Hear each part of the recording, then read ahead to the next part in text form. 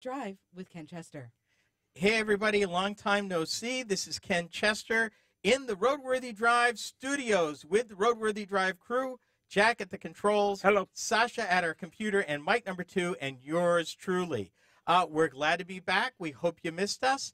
And for this hour, we're going to talk about what's going on with FiatChrysler.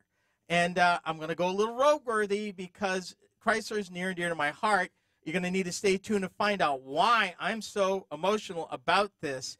The fact that we're probably looking at the very last days within the next few years of the Chrysler brand itself, the Dodge brand, and the Fiat brand, which, not so much. But we've got that fully loaded, ready for you, a little history, a little emotion, a little bit, probably more than you need to know, but it's going to be right here. And again, RoadWorthy Drive behind the scenes. Glad you could be with us. Jack, 11 minutes, sir. 11 minutes, sir. Are you ready? I am ready, Sasha. Here we go. Yes. Okay, party. Let's do it. Do you want to go faster? Yeah!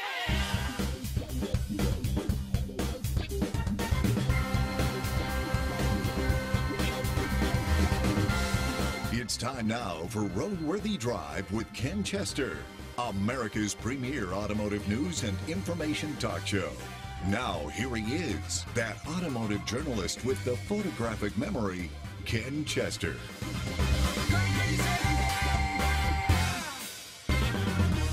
Welcome to another information-packed hour of RoadWorthy Drive.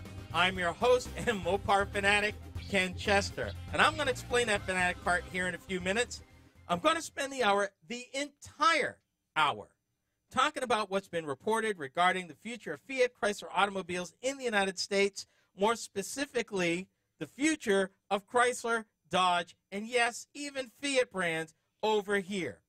And this is an emotional hour for me, as Chrysler is the entire reason I got involved with the automotive industry to begin with. But first, to add your voice to the conversation, all you have to do is call or text me on the RoadWorthy Drive line. That number, 872-222-9793, and that number is good anytime, 24 hours a day, 7 days a week. If you would rather reach out to me via email, that address is ken@roadworthydrive.net. Either way will connect you with me and the show. This week, the RoadWorthy Drive crew is at full strength and ready to snark. At the controls, the steady hands of my executive producer and good friend Jack.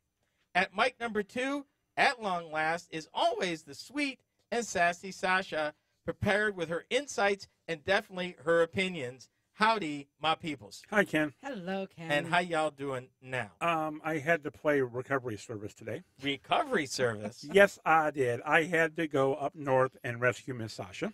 Yes. Wait a minute. Sasha needed rescuing? Yes, she had automotive trouble. Mhm. Imagine that. An automotive talk show host with automotive trouble. Exactly. So I had to go up and get her, and I will be taking her back home when we are done here. Was it a Chrysler?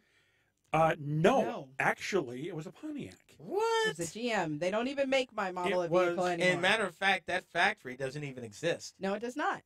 Yeah. So yeah, like I said, so we've had an interesting Beware day so sticks. far. Yeah. Oh, Right. by the way, before we go any further, I'm gonna bust you on something. Come on with it. What you got? Mr. Chester's about to have a road-worthy hour. The Yeah, views that's right, expressed yeah. here are strictly his, not ours. We have no idea what is coming. So go on, sir. Wow. We're skipping through The parts bin. yeah, we're not going to do parts bin this hour. No, we're not. Because Chrysler, how could they? Bad management. As recently as 2014, they painted this glorious picture of what Chrysler was going to be, a full line of products, a couple of crossovers, all this stuff. Right. Now they're going to take this company that's been around for almost 90 years. Fact about it, Walter Percy Chrysler started out the son of a railroad engineer. In fact, was in railroading in this state, bought his first car in this state that we live in, about 130 miles from here. Okay. It's how he got into the auto industry. Okay, now hold it for a second. Yeah. Chrysler got in when? 1919? No. When? Oh, heavens. Walter Chrysler bought his first car, a 1907 Locomobile, had it shipped to Old Wine, Iowa. Right. okay, when he was still the superintendent of motive power for the Chicago Great Western Railroad at Okay, the time. now the reason why I'm asking what year did he get in the car business was because weren't the Dodge boys like 1913? Oh, my goodness. Even before that. All right. Let's stop a minute. Let's back up. Okay, The Dodge brothers were actually automotive suppliers of frames and transmissions to the Ford Motor Company. okay, Henry Ford's third company is the company people know today as the Ford Motor Company. In doing that, because Henry in the early days was short of cash, they got stock. In 1914, the Dodge boys wanted to create their own car. That created a lawsuit with Ford because Ford wouldn't pay dividends and Ford wouldn't buy the stock back because Ford knew that he would be funding a competitor. mm-hmm. That case went on 5 years. The court said do it. Henry did. And it's why the Ford Motor Company was private from 1919 to 1956. Now, I did not know that piece of So there's information. that little piece. Okay. Now, here's what happened. Walter Chrysler, in the meanwhile, went from railroads to working for the company of the first car he bought, which, by the way, that locomobile that he had shipped to Old Wine, Iowa, Mm-hmm. cost $5,000. He had $700 in savings, borrowed $4,300, and bought the car. Mm-hmm. Didn't drive it. What? Didn't drive it. Really? Put it in his garage, took it apart, put it back together, took it apart. His wife wondered, when were you going to drive it? Drive this. He put it together, took it outside, probably got it stuck in the mud. Wow. He would go on to work for American Locomobile after that, and then he'd jump over to Buick. He was a vice president at Buick Okay. around 1911, 1912. He was personally responsible for upping the volume of Buick cars from 45 a day to over 550 cars a day. Wow. Had a falling out with Billy Durant, quit about 1919, tried retirement. I think he was about 40, didn't sit well, and then went to work for Willys Overland. You know what they paid him in 1920? What? $1 million a year. Wow. 1920. He stayed a year. And it's interesting to note because Willys Overland would become the company that developed Jeep. So the company that bore Chrysler's name and the company that produced the Jeep would get together later. More on that a little bit. Meanwhile, this other company that had survived a nasty merger 10 years before was called Maxwell Chalmers. Maxwell Chalmers needed a chief executive. Walter was wanting a company that would bear his name. He took over at Maxwell Chalmers. They apologized to him, and bear in mind, this is the 1920s. They apologized because they could only pay him $100,000 a year. Yeah. Okay. Yeah, I'd still take it, okay? Yeah. Even now. Maxwell Chalmers, he was able to find 3 engineers, automotive engineers from Stanford. They developed the first Chrysler 6, which was a high-compression, lightweight engine that put out a lot of torque. And in fact, the first Chrysler wasn't built by the Chrysler Corporation. It was actually built by the Maxwell Chalmers Corporation and outsold the Maxwell 3-1 in 1924 when it came out. Wow. In 1925, Maxwell Chalmers Corporation became the Chrysler Corporation. In 1928, the following year, Walter Chrysler bought the Dodge Brothers car company from an investment house, Dodge Brothers, a few years before, having died from influenza. The Dodge company at that time was 5 times the size of Chrysler. Not only did he buy it, bring it into the fold, on top of all of that manufacturing ability let them bring out Plymouth and DeSoto a couple of years later, right before the Great Depression. But here's the thing.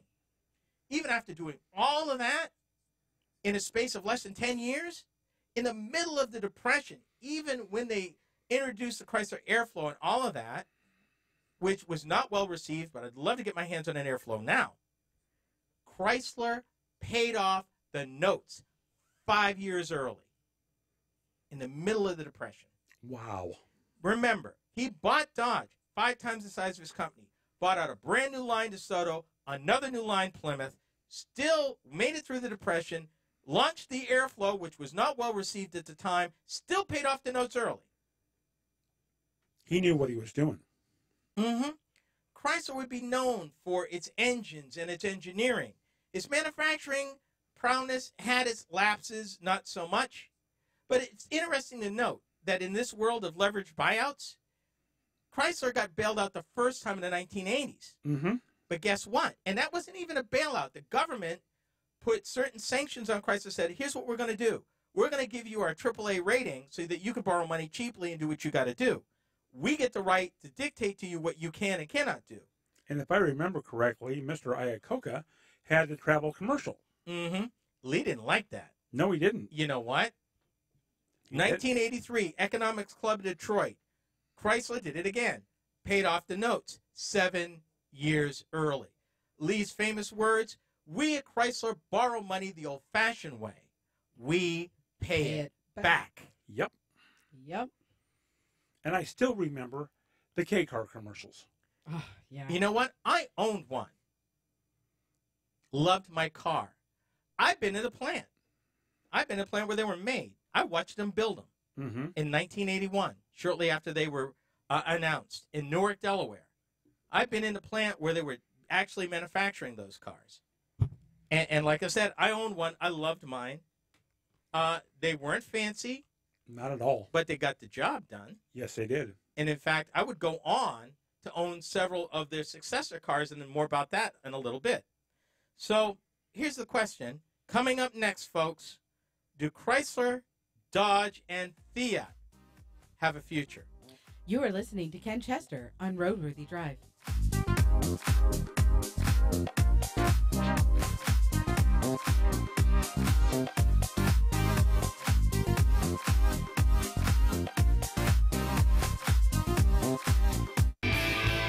RoadWorthyDrive.com is the place to keep up with the latest happenings with Ken and the show.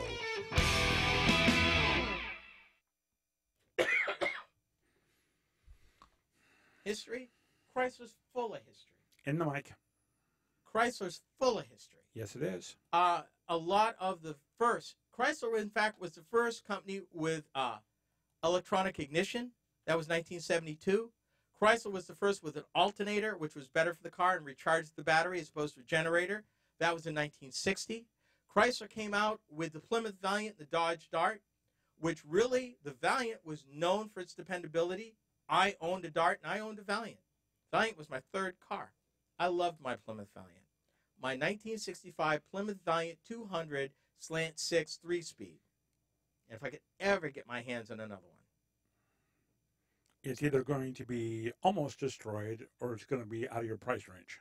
That car won't be out of my price range because it's not a collector car. Ah. It is not a car people are clamoring to own. Uh-oh. This doesn't look good. It's like me with my Ford Maverick. Yeah, looks like he's having a moment. Please tell me we didn't just lose everything. No. Okay, you were just having a moment. No. All right? Okay. I don't have the jingles recorded. Oh, my. Well, then So I guess I guess behind the scenes we're going to hear this twice. you know what? That's totally fine. Yep. We'll get our jingles in the meanwhile. Mm-hmm. But, yeah, Chrysler has a lot of history. And the plants that they built.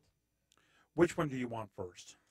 I want The 53 or the 58? 53 Packard Caribbean convertible. Okay, we're going to do this one. We'll do the next one next hour. Okay. At least if I get this done now, then I can fix it. And you guys can also see how well I have to work fixing this. Not really. I don't want that. Why? Just saying. It is what it is. Hey, at least we're honest here. We love being honest. Just saying.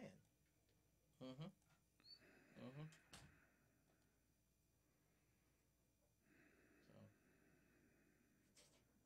So. Indeed. No, I remember a lot of things about Chrysler from my childhood. Mm-hmm. I do too. My first Chrysler was a 1964 Dodge 330, 3-speed on the column.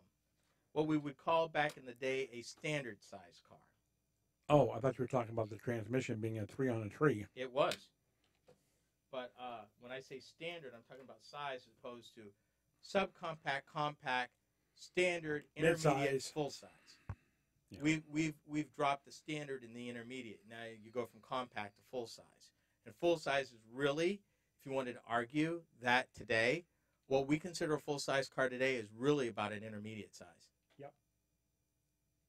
And we've kind of blurred compact as more, well, we don't have the standard size anymore. But yeah, you used to come up from subcompact, compact, standard, intermediate, full size. And basically we've lopped the full size, made the intermediate the full size, and shoved stuff down a size basically.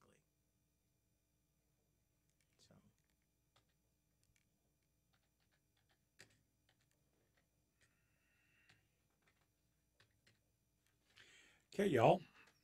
Here we go.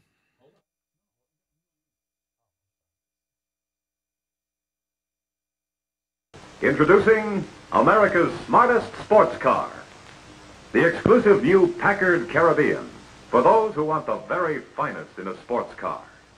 Yes, look it over. It's just what many Americans have long wished for. A perfect combination of distinctive European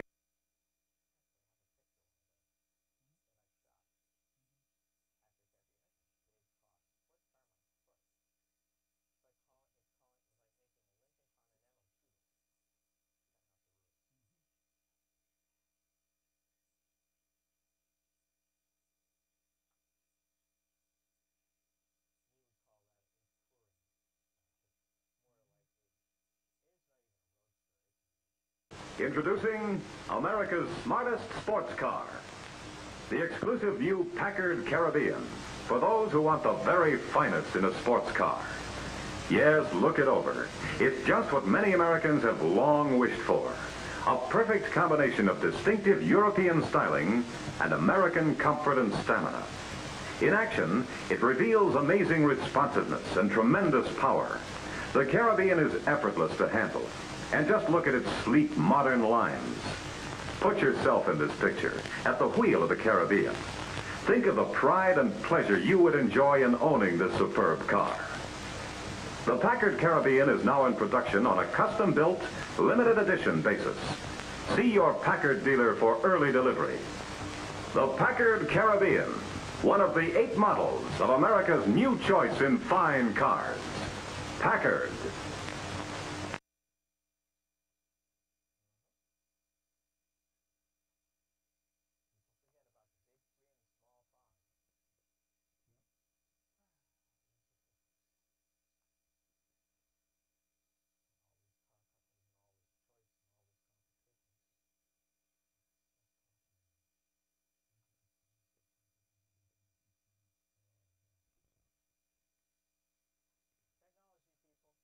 Prep work. Go.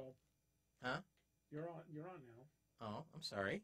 Yeah, I had you off for the moment. I was off. Oh, my goodness. I know. Technology, people. This is the drudgery of producing a show behind the scenes. It's not all fun and games. Sometimes Things just don't go right. There you go. And sometimes we have to do stuff over.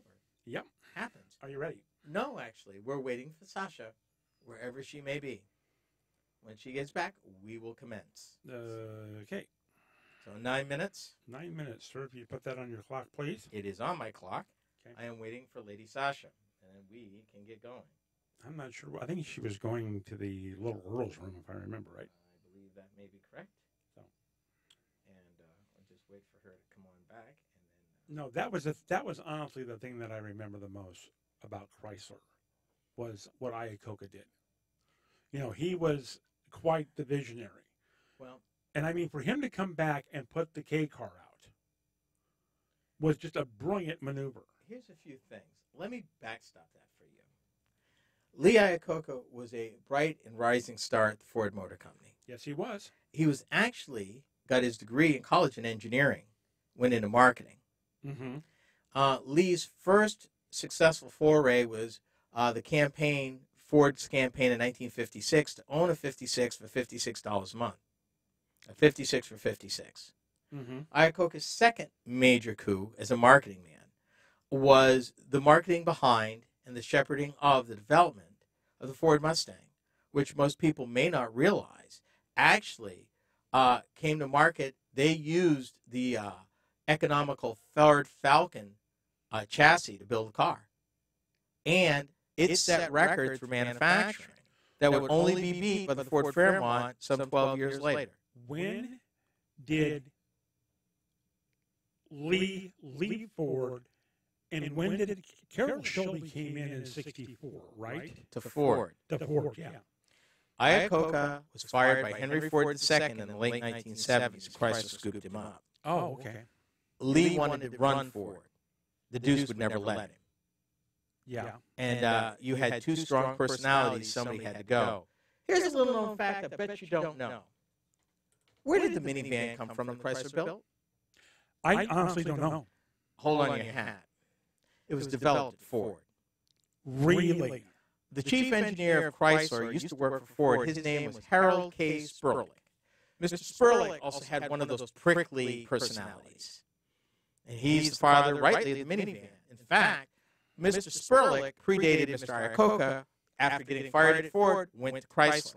Mm-hmm. When Lee got fired by Ford, he asked the Deuce if he could have those plans. And the Deuce gave them to him. He didn't think there was a market for it. Wow. Sperlich would fine-tune the plans. And as they say, the rest is history. What concerns me now is that current management at FiatChrysler think that all Chrysler's good for now is the minivan division. That's it. All those awesome cars, all that awesome technology, all those fast Chryslers, all those luxurious Chryslers. Well, and the other thing, too, was, honestly, wasn't Chrysler basically, and I'm going to say this wrong, but wasn't Chrysler the higher-end car versus Dodge? Chrysler was the luxury car, much the same way Cadillac's the luxury car GM, and Lincoln's the luxury car Ford. Are you ready, sir? I'm ready. A little. Still venting. I know. Still venting. I'm not even done. Here we go. 9 minutes, people. 9 minutes on the clock. Okay, sir.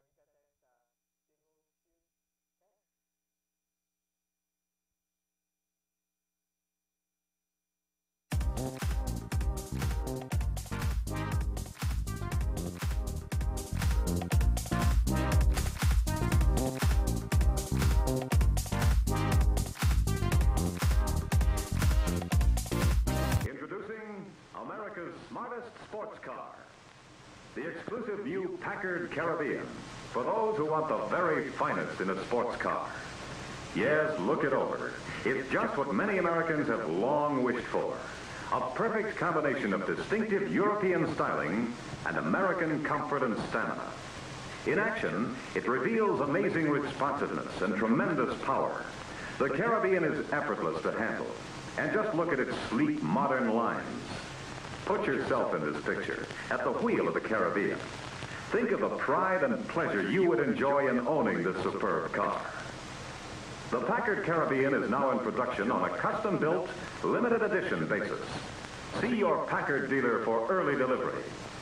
The Packard Caribbean, one of the 8 models of America's new choice in fine cars. Packard. You're tuned to RoadWorthy Drive. Thank you for dropping by. I'm Ken Chester. Now, during this hour, I am going completely rogue. We're talking about FiatChrysler, the future of Chrysler and Dodge as brands in the United States, in the U.S. market. It's emotional for me because I got into the auto industry. I fell in love with cars because of Chryslers, because of Plymouth. Fact about it, I even tried to go to work for Chrysler some years ago. Bet you didn't know that, Jack. No, I did not know that. Mm-hmm. I spent a couple of years trying to go to work for Chrysler. Didn't work, did it? No, unfortunately. Darn. Otherwise, I'd be probably a 30-year employee by now and probably plant manager somewhere, divorced at least once, and nursing probably my third ulcer. But I'd be happy, I think, sort of. Anyway, I want to address the 600-pound bear in the room. Does Chrysler, Dodge, and even, heaven forbid, Fiat have a future? No, and yes. And believe me, it pains me to say no on the first two. It is so wrong that my beloved Dodge, it's a no. Fiat is a maybe, possibly, has better chances. Actually, no. I would think that Fiat would have a better chance over in Europe than they would here.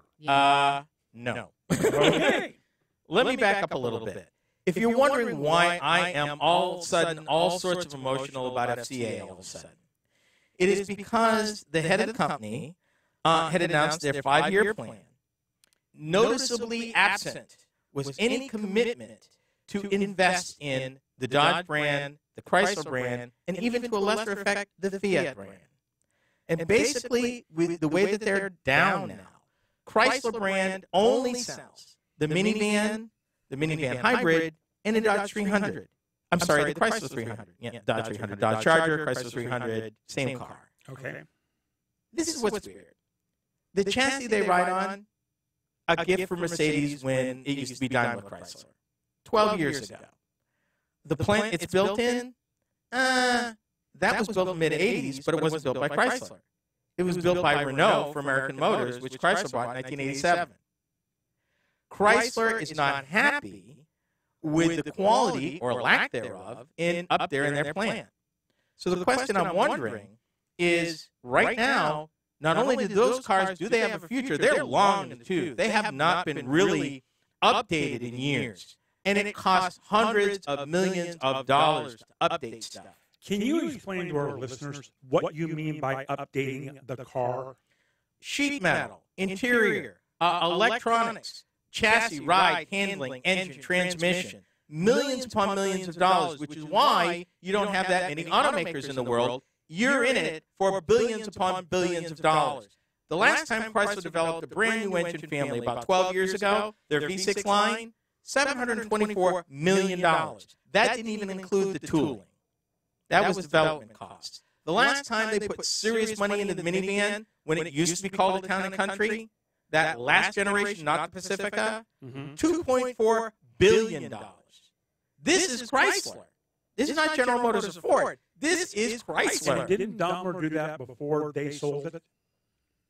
The only gift that Daimler gave Chrysler was that rear-wheel drive chassis that the 300, the Challenger, and the Charger ride on. Okay. They all share the same underpinnings.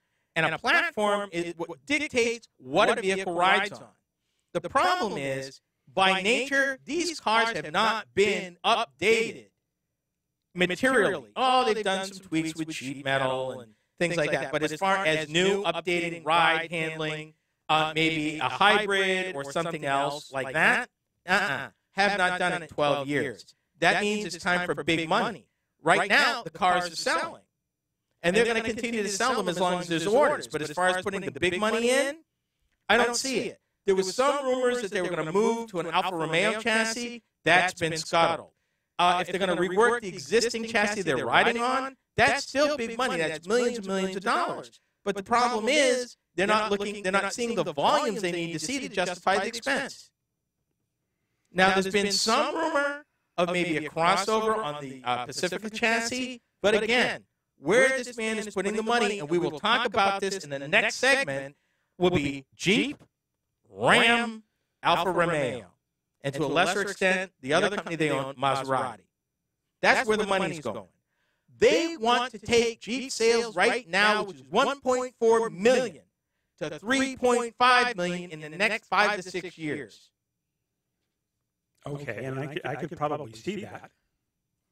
I have a problem with that because to get there, you need different chassis. You need a ramp up. Again, I'm going to save that for the next one because there's some challenges and some problems with that I'm going to ask that his plan did not address.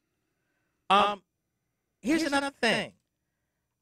If you're going to go all there, the only reason why this plan currently works, if you're selling Chryslers, is because you're also selling Jeeps, Rams, and Dodges. And that consolidation has been going on at Chrysler now for about almost 20 years. You know, the days of standalone Jeep dealers, the days of Chrysler Plymouth dealers, the days of just Dodge dealers are over. Should have known the handwriting was on the wall when they split Ram from Dodge. Because Ram was a model brand of their pickup truck that was still branded a Dodge Ram. In 2009, they took Ram and made it a separate brand on the same footing as Dodge, Chrysler, and Jeep. And you think that hurt Dodge? Oh, absolutely. Because right now, what's Dodge got? The Dodge Journey. It was new in 2009. They have not spent a penny on that thing. Dodge Durango. it's basically a Jeep Grand Cherokee built in the same plant. So you got that. In addition, you've got Challenger. You've got Challenger and Charger. Again, we just talked about those, and they're long in the tooth. All that product that is now branded Dodge is long in the tooth. Sasha, I got a question for you. Would you drive a Ram today if it was given to you? Nope. Why It would be nice. In my defense, I was asked this question, You were. which is why I'm being silent during this segment. I see. You have some strong opinions, I take it. I do have some very strong opinions. I have a deep love for Dodge. I have a deep love for the Ram. And basically right now, the Ram that they put out there, it's subpar. I mean, it's not. We'll talk about that. Coming up, it's a brighter day for Jeep and Ram brands. This is RoadWorthy Drive.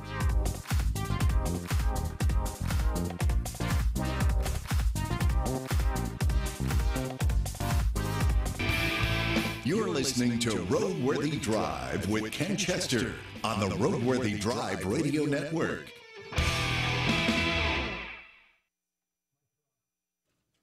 Okay, what's going on? The mics are on. Sasha, you might as well get it out of your system now. Nope, I got nothing nice to say about it, man. I knew the writing was on the wall when they redid the Ram, and he was all proud. Look what he did to the inside of the Ram, and look what he did to the truck. And I'll admit, it was pretty. It was a very pretty, shiny Piece of sheet metal. Sure, if that's what you want to call it. And I knew it then. He didn't upgrade my truck. He didn't. What upgrade would you have looked for? Let's see. I think that they should have done. There was something about the turn radius they could have upgraded on. Ken, help me out. Wasn't there supposed to be a newer chassis to put the truck on? I mean, They went to a mild hybrid. Number one. Number two, You're here's talking about this year or the one before? 2019. Yeah, no, I'm talking about the one before. Right now, what the man is doing, Wall Street loves him to death. He's eliminated the debt. The company basically has no debt. But my argument has been that it's a money grab. They're upping Jeep and Ram now, taking the money, knowing that around the corner there's major expenses in autonomous vehicles, major expenses in alternative powertrains that they need to be spending money on, that they're not. They're late to the party all across the board. And that little relationship they got with Waymo ain't going to save them. Do you realize Waymo's just putting in an order for 62,000 Chrysler Pacificas that will have their self-driving technology built into them? Okay. So my beautiful nameplate car company with all of this technology that Chrysler once had, and engineering, and the beautiful cars, and all the stuff gets reduced to basically known as one model, and a minivan at that. A minivan? Really? I mean, my luxury nameplate gets reduced to a minivan? Even, do you realize that the Town and Country was the last nameplate of the minivan trio that Chrysler brought out in 1990? That was 6 years after the first Dodge in Plymouth. And it was supposed to be the upscale model. Right. Now it's just the model. Oh, and by the way, Dodge still builds Grand Caravan, but they build the previous generation Grand Caravan. It has not been upgraded to what the Pacifica is. They're building the old one that's been around now for over 10 years. Now, it runs fine. We rented one. We had to go home last year. Yep. And right now, their take on it is they will continue to build Dodges and Chryslers as long as they don't have to spend any money. Okay, hang on for a second. I'm going to let you chime in now. You really want that? Okay, she doesn't want to chime in. Okay, go on. She's livid. And we're both livid. Well, and I think you guys have very much a right to be livid because it's like I remember as a kid, and I'm going back to the 70s. I'll admit my age. You knew three things. Oldsmobile was GM's performance line. Dodge used to be part of Dodge and Plymouth. Plymouth used to be Chrysler Dodge's performance brand. More Dodge than Plymouth. Plymouth had one model, but Plymouth was basically known in Chrysler as their budget brand. Dodge, Okay. you're thinking of the Super Bee and the Roadrunner. Yep. But Dodge had the Barracuda. Well, Plymouth had the Barracuda. The Barracuda evolved. Barracuda actually started in 1965 as part of the A chassis in the Plymouth Valiant line. And the whole thing is, Ford Performance was strictly based on the Mustang. Yep. They sold a lot of them. And they sold a bunch of them. But again, what did all three of those car brands in the 70s have in common? American ownership.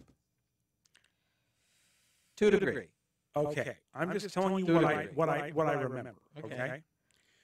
Now, today, Ford, I believe, is the only one that is quote American owned, because I think GM, part of GM, is owned by somebody else. No. GM is also? GM is a public company, as is the Ford Motor Company. Fiat Chrysler is based elsewhere, but they do have an operating office still in Auburn Hills. Okay. But that's not even my argument, because in today's global economy, it really doesn't matter. What matters is your commitment to brand, your commitment to product. Bottom line, Fiat Chrysler and the man, to his credit, put the money where the sales are. And right now, what he's selling, what Fiat Chrysler sells, Is and a Jeeps lot and of Rams. is Jeeps and Rams, and they make a lot of money doing it. Okay. Hard to fault the guy for that. What I'm owning is, and I think it was summed up best by a writer for Automotive News. And he said this at the end of his article. He said, Chrysler is not weak because consumers left the company. Chrysler is weak because FCA did. Amen. Yep. I couldn't have put it any better. There's a lot of us that remember it. I just hate to see Chrysler, being this luxurious brand with all this class, get reduced to basically a minivan. And a minivan on a time clock. Yeah. The only reason why Chrysler will live long enough is because, one, the Waymo order, and two, because the Pacifica is so new. They put money in the Pacifica. Now, it's an open issue, and it doesn't look well that they'll ever develop a crossover.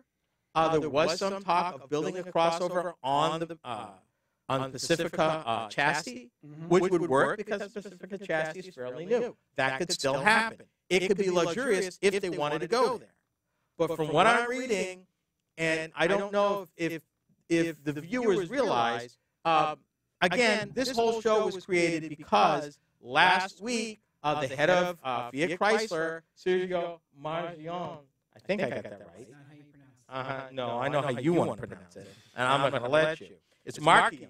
Pardon me. Behave you. Laid out a 5-year plan, something publicly automakers don't do. Now, privately, they lay them out for 10 years. Yep. You know, and that information has always been available, but it's never been available to the public. Right. He was silent, for the most part, on investments in Dodge and Chrysler and Fiat. He will be the first to admit Fiat hasn't done well in the United States, not doing well overseas. Of all the little Fiat models, which one do you think sells most in the United States? The 500. No. 500X, their little crossover they built on that. The little 500 coupe, and well, they call it a 3-door, and their little convertible? Nah. Now, there's some open question of whether or not they're going to relaunch it as kind of a urban brand with expanded offerings with electric vehicles.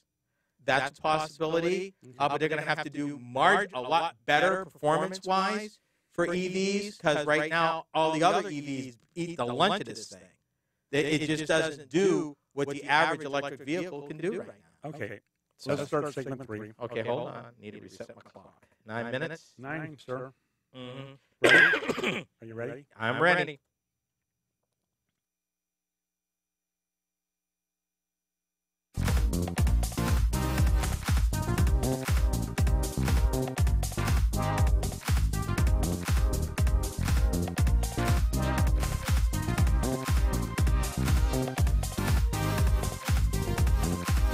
This is the downhill side of this hour of RoadWorthy Drive.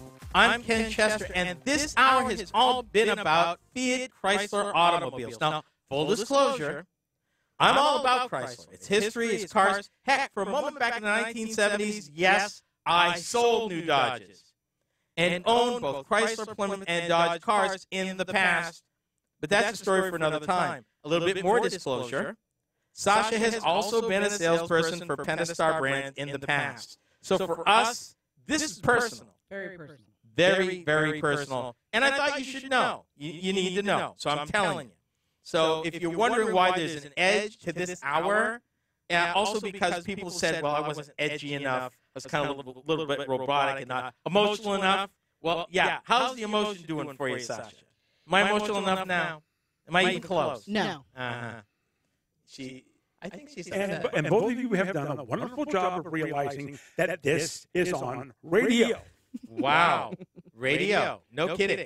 Yes, that means no cursing, no saying things we're not supposed to. Yeah, well, we all can't beat George Carlin.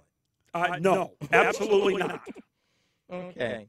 Speaking of personal, for those of you who want or need more than your fair share of the road, do check out our website. That's RoadWorthyDrive.com. Discover audio clips of past shows. You want to definitely see the video of this behind-the-scenes show and a lot more. And by the way, if you haven't already liked us on Facebook, why not? Stay in touch with what is going on and be the first to know about some of the surprises we're planning for you, our listener, this summer. We're all over social media, with Sasha keeping things interesting between shows with her entertaining and insightful posts. For those of you that are truly mobile with an M, podcasts of our shows are now available on Google Play as well as Blueberry Podcasting. Blueberry spelled P-L-U-B-R-R-Y Podcasting. It actually is not. That's it is the way it's spelled spelled. B as in boy. That's what I said.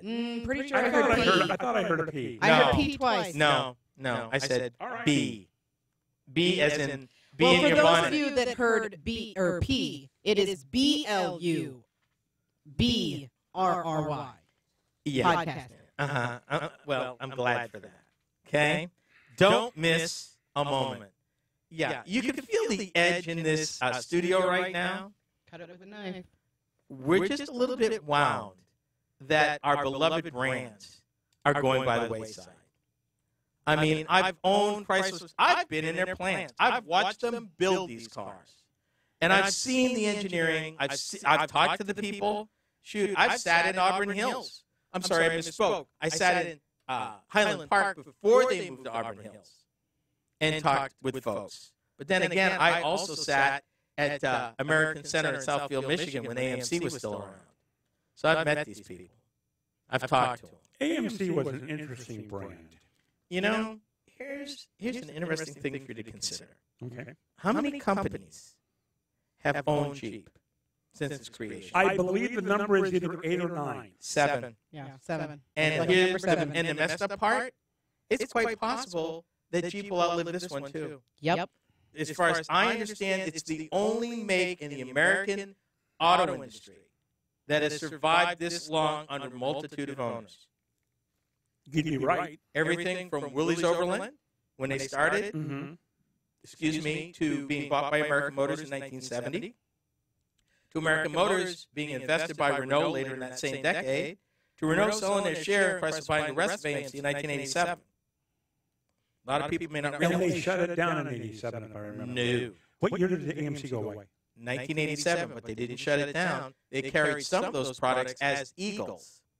If you remember the Jeep Eagle franchises, the early 1990s. Yes, you're right. Yeah.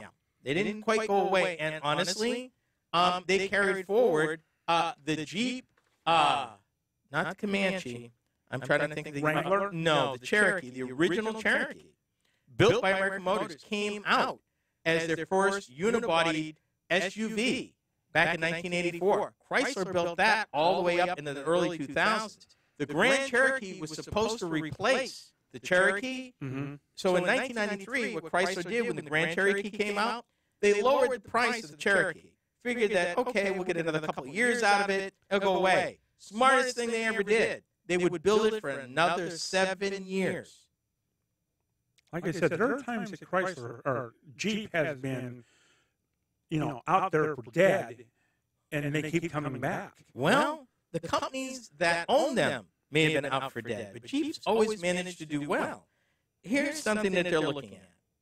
They want to build, right now, Jeep sells profitably 1.4 million vehicles a year. That's today, 2018. Now, what right is their lineup today? You had to ask me that. They've got the small Renegade, which is made in Italy. They got the Jeep Compass. They're bringing out the all-new Wrangler. They're going to refresh the Cherokee for 2018. They're going to bring out a new thing this year called the Grand Commander. They're going to try this again. They tried a Commander about 10 years ago to be one slot above the Grand Cherokee. Didn't really work that well, but they figured the time was right to bring that back. And then you've got the Grand Cherokee. That's today. Now, by 2022, they expect to sell 3.5 million vehicles. Between all the models. Yeah, that's just Jeep. Okay. Here's my issue. Are the dealers ready for all this? I have no idea. Exactly. Are they ready both in lots and showroom and training and parts and service to take on what is better than double the volume in less than 5 years? Well, also remember one thing. There are two FCA dealers, without counting Fiat, in the town we live in. Mm-hmm. Okay?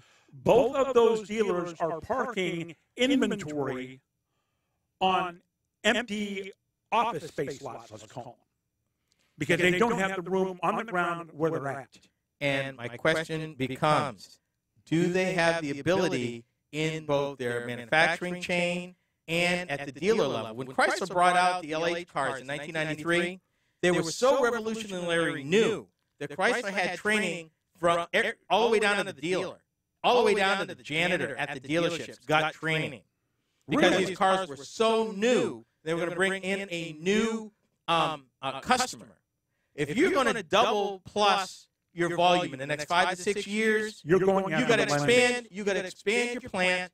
You got to expand your dealers. You got to train your dealers. You got to train your people in the parts and service departments. Mm-hmm. That is some major money they're expecting these independent owners to spend. Are they ready for it? I don't know. Tesla's got the same problem with the Model 3. You know, you're ramping all this up, but where's the support? Where's the customer support? Parts, service, delivery, all of that at the customer level. This is something that Sergio didn't talk about.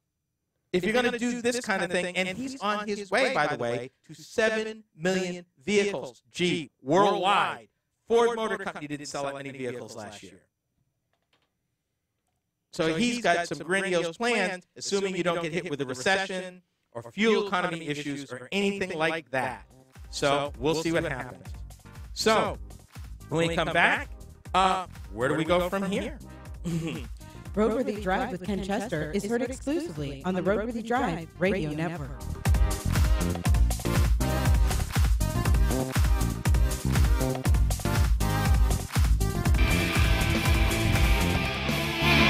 This is RoadWorthy Drive.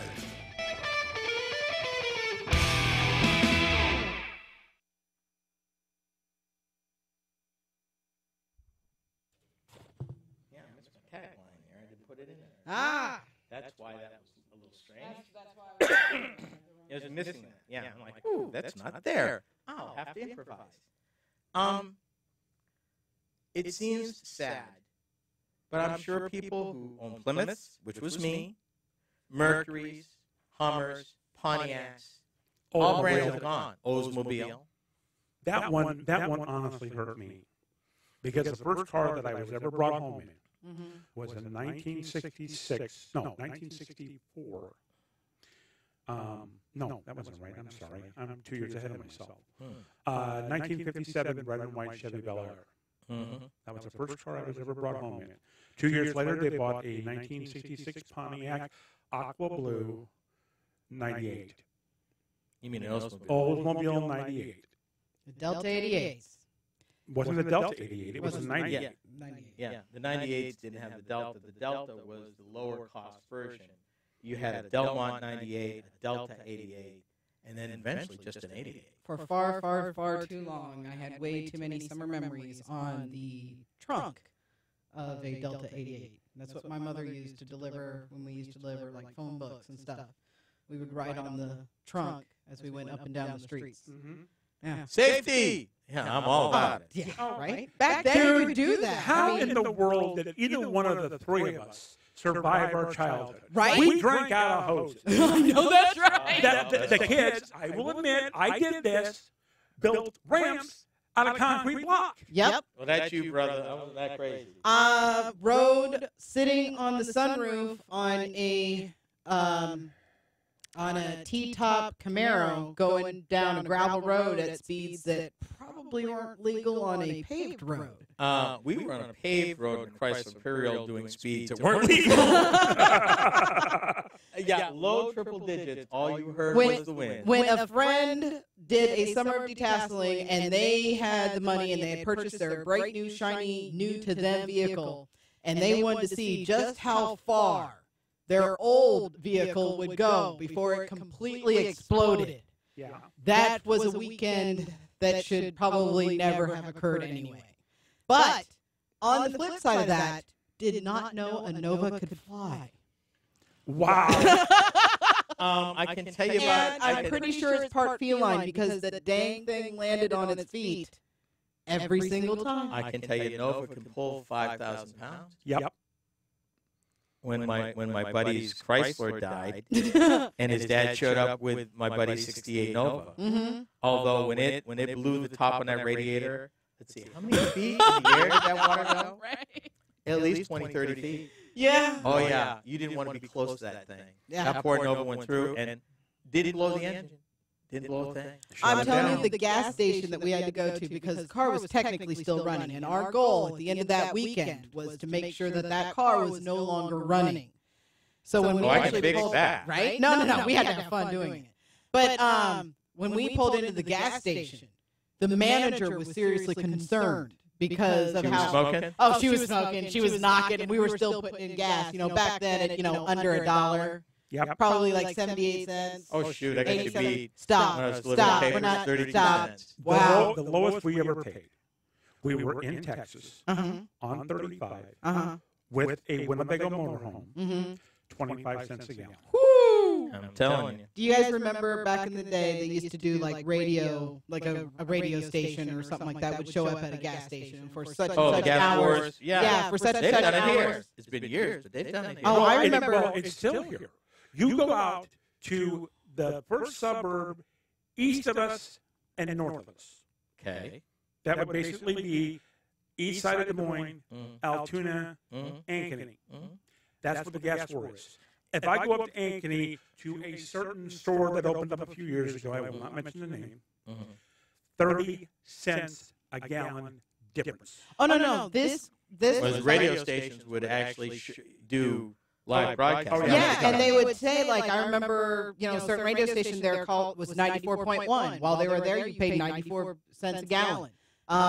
There was a thing with the meteorologist in Omaha that if he didn't predict, like, the temperature correctly that winter, that was the price. The actual temperature, the high for that day, was the actual price of gas during, certain hours. Right. And, I mean, it was, I remember at one time he was off more than 20 degrees, and so everybody got to pay like 38 cents a gallon.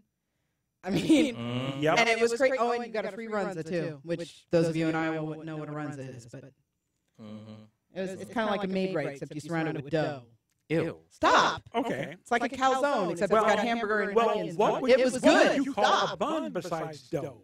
Right?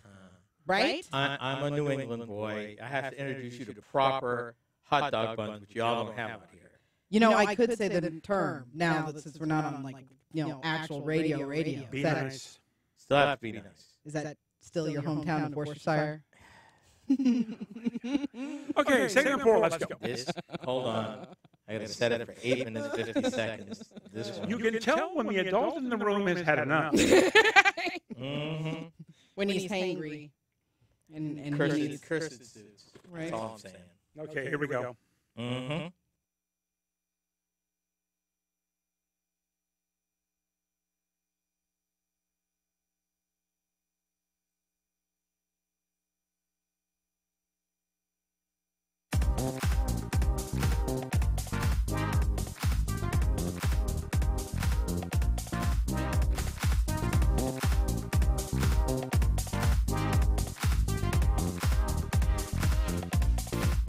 You've heard of a rogue-worthy moment. This has been a rogue-worthy hour. You're listening to the final segment of RoadWorthy Drive. I'm Ken Chester. All during this hour, I've been talking about FiatChrysler. History, future, my personal feelings on the subject. Really? Yeah, I've tried to hold it in. So many great cars, so many awesome memories. My best friend and a friend of the show for over 50 years, and yes, I do have a friend that I've been friends with for over 50 years. Don Schrock, he had a 69 Chrysler Imperial, and I had my 65 Plymouth Valiant. The things that we did, that we traveled in Don's Imperial, let's just say we are not going to admit anything even now. No. The Chrysler went places. Chrysler did things.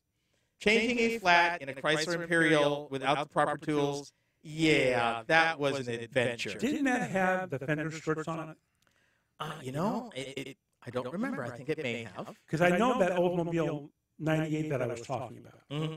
That car had fender skirts. Yeah, but the fender skirts. Changing a tire on that thing was, let's just say, very interesting. Fender skirts is the least of the problem when you're dealing with a 2.5 to 3 ton car with a jack. Trying to get that thing lifted up. Do you have a tripod jack? Or a bumper jack? Aha. Now, for those of you that don't know what a bumper jack is, back in the 60s and the 70s, which is what most of these cars came with, was what was called a bumper jack. You put it on the bumper, you cranked it up, you picked the car up. One problem. If you didn't chalk the front wheels and that thing rolled, you were dead. Yeah, and besides, those things were incredibly unsafe. Oh, yes, they were. Incredibly. And if you're dealing with a heavy car and you're unspringing the weight, just because you're lifting up the chassis doesn't mean the wheel's coming up. Nope. Particularly in a heavy car with a big overhang. I don't know, like a Chrysler Imperial. Right?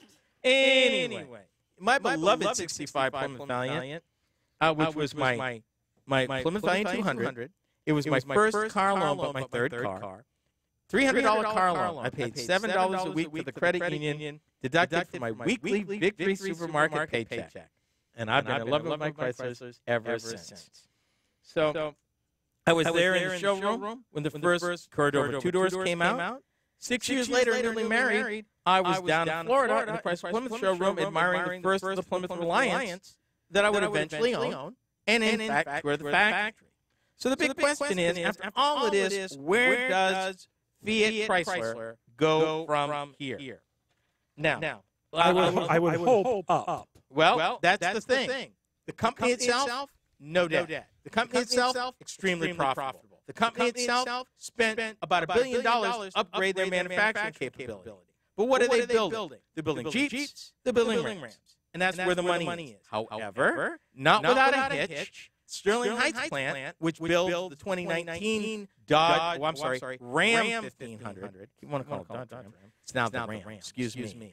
1500. $300 million to fix some factory problems. What kind of factory problems were they having? They weren't able to ramp up the way they were supposed to, so I'm going to assume it's logistic problems to get stuff straightened out because they weren't hitting the numbers. And the numbers are where it's all about. Now, back in the day, when Chrysler was in the dark days before Fiat bought them, they were only selling about 2 million vehicles. Last year, around the world, FiatChrysler automobiles sold 4.7 million vehicles. Ain't too shabby. No, that's not at all. And you got to admit, the current chairman really did save the company. Whether you like it or not, you got to give the man his props. However, Chrysler's still vulnerable because even with all this money they're making, automation, emission control, fuel economy are still they're lagging, and they're lagging hard. And the way that their product line's going is really not going to solve the problem. Okay, I want to ask you a question. If Chrysler would have kept thinking the Dart, their small vehicle, would that have helped them at all with fuel economy standards or any of that? It could, but profitability would have been a problem. The car was a late comer. I mean, it was a better car than they had in small cars, but this is a field that ain't taking no prisoners. Toyota, Honda, Mazda ain't taking no prisoners, not even Ford. They weren't taken prisoners. And GM's product has gotten quite a bit better in recent years. I mean, the new Cruise is a pretty sharp-looking car. It is a very sharp-looking car. You know, and they still can't sell them. All of that, and the cars ain't selling. So the man did, when you have limited resources, you do what you have to do. Do I like it? No. The Chrysler 200, the redesigned one in 2016, they finally got that car right. It was an awesome car. But they didn't learn a lesson that Ford learned 20 years prior with the Contour. It was too small. It was solid, it rode well, it drove nice, but it was too small. When you say small, you're talking about interior room or overall? Interior. That's where it counts. Ford had the same problem with the Contour. Awesome car, no backseat room. Okay, and you're also dealing with then what you thought should have been a smaller trunk. They needed a larger one. Again, it's a problem. But again, what is he doing? He's getting rewarded on Wall Street because at the end of the day, it's all about the money. However, here's some things to think about. Recession. We're overdue. 2, looming heavy investments in fuel economy, electrification, and autonomy. They're lagging. And they're truck heavy, which means if the economy zigs or zags, they're done. So I think they're still going to need either a merger partner or investment partner. Now, do you think that one of the Chinese companies would buy them strictly for this? Just to have the dealer network? I used to think that. But with them converting plants the way they are to both Ram and Jeep production, really there won't be an American beachhead for them to walk into to bring maybe some smaller cars. And with the current attitude towards imports, that could be a problem. I'm not sure it was as attractive now as it was maybe even 6 months ago. Okay, so what you're saying is the administration's tariffs are probably going to cause a problem. Yeah. Okay. The automobile business, whether people like it or not, is global. Yep. We build parts and ship them overseas to be put in vehicles and get shipped back in the same way. And it's not clear cut. It's not clear cut. That's an import. That isn't. I mean, by comparison, the Dodge Charger is an import, and the Toyota Camry is not. Okay, but the thing you got to remember is you have vehicles being built in this country that have parts from foreign nations. For over 2,000 to 3,000 different suppliers around the world. Yep. Logistically, that's going to cause a major problem for everybody. So I guess time will tell, and I guess we will see what's going to happen. One thing, even in the middle of all this, they're looking at creating their own finance company. So I don't think they've totally given up. That brings us to the end of this hour. On behalf of the RoadWorthy Drive Crew, thank you for listening. Mopar No Car! You've been listening to RoadWorthy Drive with Ken Chester.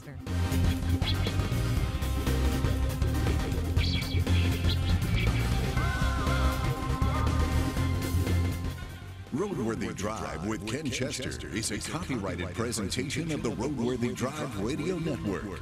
Any rebroadcast, retransmission, or any other use is prohibited without the written consent of the Motor News Media Corporation.